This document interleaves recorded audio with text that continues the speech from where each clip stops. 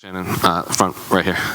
Obviously only a few days away from a massive pay-per-view here in Perth, a country that's been starved for a big event like this. So what are the emotions now that we're only a few days away and the hard part is over? You just got to make weight and fight. Yeah, it's phenomenal, mate. It's I've said to a few people this week, this is like your wife's wedding day. The perfect dress, the perfect car, the perfect venue. For me, this is I get to fight in my country, my fans. Don't have to travel too far. I've had an awesome camp, so it's like the perfect turnaround for me.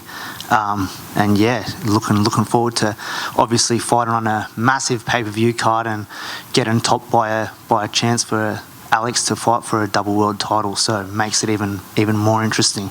Well, obviously, given how your last fight went on the Contender series, was there any? Were you? I don't want to. Surprise might not be the word, but when they announced this massive Perth card, were you nervous that maybe you wouldn't get to be on this card because you don't see a lot of fighters signed coming off a loss on the Contender series like that?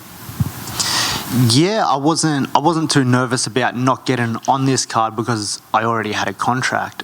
So I thought this would be where I make my debut once it got announced, because obviously I'm here in the country and it makes sense to have my local countrymen here supporting me, buying tickets and supporting the event. So I wasn't too nervous about that, but yeah, I was definitely nervous directly after the fight to see if I would get a contract or not. Yes. Did I read right that you had fought a couple fights with an appendicitis, essentially? So how was that? Yeah, you did. That was my Contender series fight. I had appendicitis all fight week and it was ruptured before I actually went out to the fight. So I fought with a ruptured appendix, septicemia, blood poisoning, and then the day straight after the fight, I went to the hospital in Las Vegas, got emergency surgery, had to stay in hospital for 5 days, and then flew back to Australia and started my rehab then. Did you know all of that was happening before the fight? Did you find it all out after?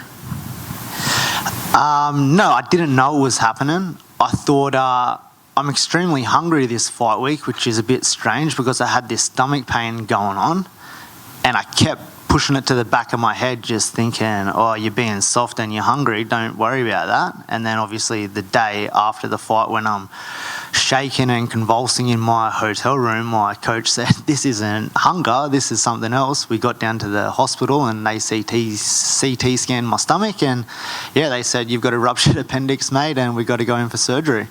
So when all that came out, like the blood poisoning, the appendicitis and everything, did the UFC call you and just be like what, like, are you crazy? Like, why didn't you, say something earlier? Yeah, so it was pretty funny. We went down to the hospital. We got diagnosed with the ruptured appendix. I told my manager, and we were down there, and the UFC doctor from the event at the Apex was there at the hospital, and he was saying, "Oh man, that was a crazy fight. Like, that was so good. You Australians are crazy." I said, "I would love to chat to you about the fight, but I feel like I'm dying." I'm like, "Can you help me at the moment?" So he sort of put a pause to that. Got me scanned, come back and said, "Mate, you've got a ruptured appendix." He goes, "You would have had to have had appendicitis for 4 to 5 days for it to get to this stage." So he was just blown away. And then obviously when my managers told the UFC staff and been in contact with them and told them what's going to happen, and sort of went forward from there. And then I woke up from surgery, had some missed calls from him. I got him on the phone. He's just going pretty ecstatic that he's been speaking to Dana and Mick, and after them finding out what happened, they were like that keen to sign me because all fight week there was no excuses. I made weight. I was a total professional, and yeah, they were pumped. So I think they want to see what I can do when I'm healthy. Well, then looking at this fight, what do you make of your opponent? He has a lot of submissions, a lot of knockouts, a lot of decisions. Do you just view him as kind of an all well-rounded fighter standing across from you in the octagon? Yeah, definitely. Kleidson's definitely well-rounded. He's young and he's hungry, and obviously everyone in the UFC now is tough, so you got to respect that. You got to respect skills. I think I got a great game plan to beat Kleydson on Sunday morning, and yeah, definitely just got to be smart, got to be strategic, not get in those crazy firefights like I did on the Contender series, and use my game plan at its best. And I think you're the first Australian from this part of the world fighting on the card, correct? The one before you has a Brazilian and I believe a Dagestani fighting. So is there any extra pressure to kind of set the table for the rest of the fighters above you? I think there's a few Australian guys fighting before me, but either way, I want to perform for my country and for my fans and family, and most of all for myself and my team, and show that we belong on this level of combat athletes in the biggest, best league in the world, and show I'm here for a reason. And final one for me, how do you see the main event playing out between Alex and Islam?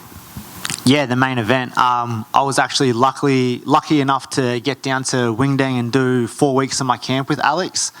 So I think he's got all the tools and all the credentials, heart and resilience to take this one. I think Alex will probably win it by a decision.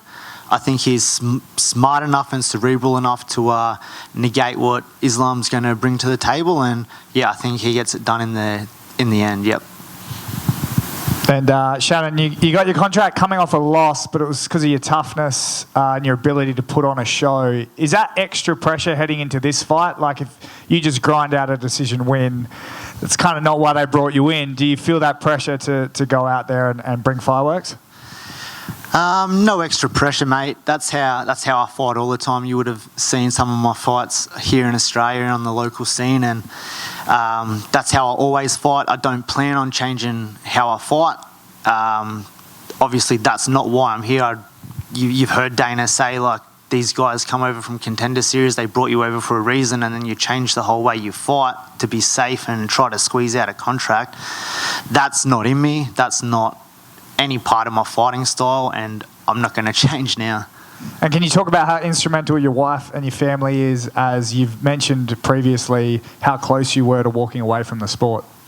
Yeah, definitely, mate. My wife's massive. She pretty much made me have another fight, and then we got awarded the Contender Series contract. So without her, I wouldn't be here right now. My kids and her, like, obviously that's why I do this, and I train hard, and I really push to be the best man I can be. So the start of 2022, when COVID was still happening, I was ready to quit, and she pretty much forced me to, like, no, you got to stick at it. You're almost there. You're gonna get it. And literally within a couple of weeks of signing a fight locally, the world starts opening back up, and we get that Contender Series contract. And here we are now, 2023, pretty much a year from the date I was about to hang him up. Thanks, mate. Best of luck. How you going, Shannon, over here? G'day, mate. How are you? Yeah, not too bad.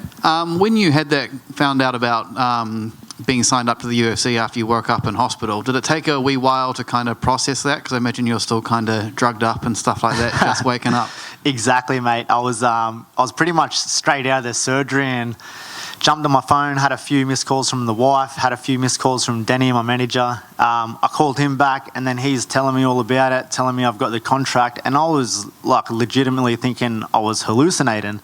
I was like, is this real? What's going on here? Like, I lost, I've just got a big hospital bill, and now I'm getting a contract. I'm like, I don't know if this is really happening. And then obviously, a couple of hours later, and we talk a bit more, and I sort of come back to life a bit, and it sort of took that little bit to set in, and pretty ecstatic feeling waking up from surgery, having that contract awarded to me. And you said that this is kind of like the perfect wedding where everything's kind of fallen in place, but could you picture something being slightly different for a perfect debut? Not really, man. The only difference was if the fight was in my hometown on the Gold Coast or Brisbane. That's the only little difference you could make to change this and make it a fraction better. But it's Perth's beautiful. I love being over here. Love getting into this fight week and learning how it all works, meeting the staff and all the people. It's been absolutely awesome. Yep. And last question from me. Going into your first fight on the big UFC stage, have you taken into account any kind of nerves you'll get walking out in front of a big crowd and anything like that? Not really. I think a little bit of nerves is good, right? If you use them in the right way, they can help you perform, help you do what you need to do. I've fought internationally before. I've fought on big shows in Australia before. I feel like with 20 pro fights, I should be pretty confident with my skill set and how I walk out. The other good thing is, being here at Fight Week, I've got to ask a lot of the Australian fighters that have already made their debuts and done that stuff, and I've asked all of the guys for little tips and how to be better and approach it and take all the feelings in, and so that's been a massive help as well.